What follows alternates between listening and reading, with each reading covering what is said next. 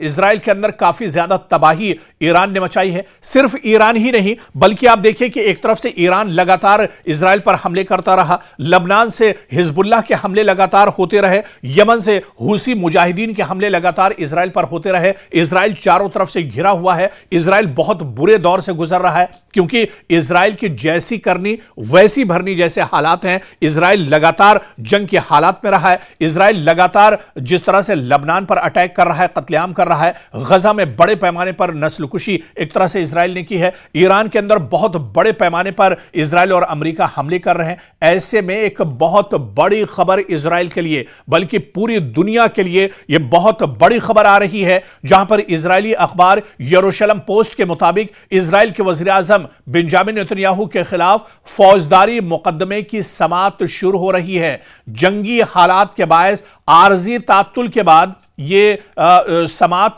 दरअसल दोबारा से शुरू हो रही है। अदालती नोटिस के मुताबिक अगली समाअत दरअसल अब शुरू होने वाली है, जो यरूशलेम डिस्ट्रिक्ट कोर्ट में होगी, जहां दिफाई गवाह का बयान दरअसल रिकॉर्ड किया जाएगा।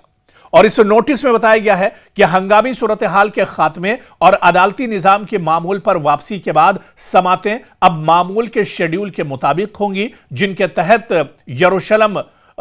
में दरअसल तल अबीब डिस्ट्रिक्ट कोर्ट में यह कार्रवाई दरअसल जारी रहेगी और लगातार मामूल के मुताबिक यह सुनवाई दरअसल की जाएगी।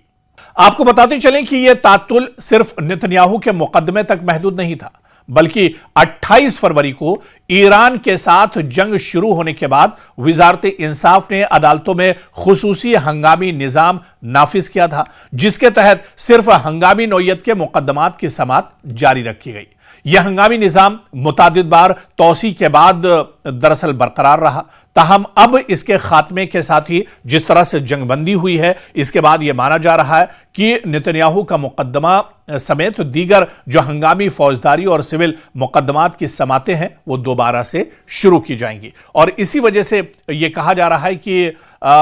ये दरअसल नेतन्याहू के लिए बहुत बड़ा झटका है। नेतन्याहू पर दरअसल कई संगीन इल्जामात हैं, नेतन्याहू पर दरअसल कई संगीन मुकदमात चल रहे हैं, लेकिन लगातार चाहे गजा के साथ जंग रही हो, चाहे लेबनान के साथ जंग जैसे हालात रहे हो, चाहे ईरान के साथ अब जंग रहे हो, जब इस तरह की जंगें शुरू हो रही हैं तो नेतन्याहू को इससे एक तरह से छुटकारा मिल जाता है। और इसी वजह से जो माहिरीन और एक्सपर्ट हैं वो मानते हैं कि नेतन्याहू दरअसल महज अपने आप को बचाने के लिए इस जंग के सिलसिले को थमने नहीं देते हैं, यानी सिर्फ अपने फायदे के लिए, अपनी सजा से बचने के लिए, बुढ़ापे में जेल की चक्की न पीसनी पड़े, इस वजह से नेतन्याहू पूरे इजराइल के अवाम को, पूरे यहूदियों को एक तरह से परेशानी में डाल रहे हैं। और अब फिर कहा जा रहा है कि जिस तरह से जंगबंदी हुई है, अगर जंगबंदी इस तरह से रहती है, जंगबंदी कायम रहती है या मुस्तकिल जंग का खात्मा हो जाता है, जिसके आसार तो हालांकि नजर नहीं आते हैं, लेकिन अगर यह जंगबंदी रहती है तो अब समाअत का सिलसिला दोबारा से शुरू होगा। नेतन्याहू पर जो संगीन इल्जामात हैं, जो बहुत सख्त मुकदमात उनके ऊपर चल रहे हैं, जिसमें बहुत सख्त दफाएं एक तरह से लगाई जा सकती हैं, बहुत सख्त सजा बेंयामिन नेतन्याहू को हो सकती है, जेल की हवा उन्हें काटनी पड़ सकती है, तो ऐसे में अब मुकदमात की समाअत शुरू हो रही है और इसी वजह से पूरी दुनिया की निगाहें दरअसल अदालत पर टिकी होंगी कि समाअत का जो सिलसिला शुरू होगा बेंयामिन नेतन्याहू को लेकर, क्या कुछ समाअत इसमें होती है, क्या कुछ कोर्ट का जो रुख है वो दरअसल होगा।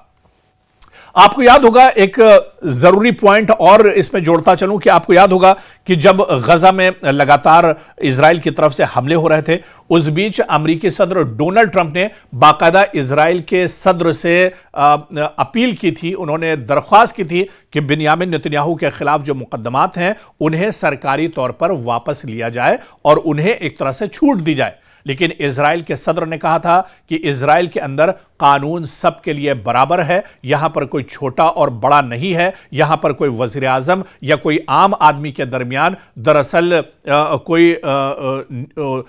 एक तरह से तफर्रका नहीं होता है, यहां पर किसी के दरमियान किसी तरह से एक तरह से यह कहा जाए कि इंसाफ सबके लिए यहां पर बराबर है। तो ऐसे में बिन्यामिन नेतन्याहू के लिए उस वक्त भी बड़ा झटका लगा था, और अब जब उनके मुकदमात की समाअत हो रही है तो यह भी उनके लिए बहुत बड़ा झटका है। अगर उन पर इल्जामात साबित हो जाते हैं, जिसके बहुत हद तक चांसेस हैं, अगर मुकदमात उन पर इल्जामात साबित हो जाते हैं तो उन्हें जेल की हवा खानी पड़ेगी।